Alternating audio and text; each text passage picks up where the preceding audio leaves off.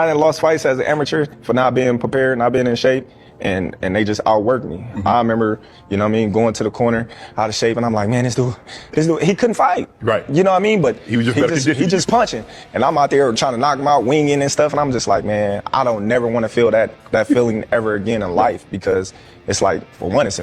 Je suis carrément d'accord avec lui.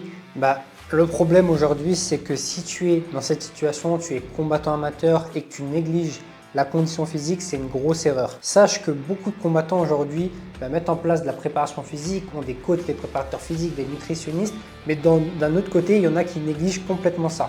Moi, je te conseille justement d'être dans ce premier camp pour avoir une longueur d'avance face à tes adversaires. Je l'ai déjà dit, la condition physique, la prépa physique, c'est 50%, voire plus si tu es débutant. Donc, si tu peux avoir une longueur d'avance face à tes adversaires, vous avez le même niveau d'expérience, le même niveau technique, ce qui va vraiment faire la différence, c'est la condition physique. Celui qui a plus de cardio, plus d'explosivité, plus d'endurance, plus de force.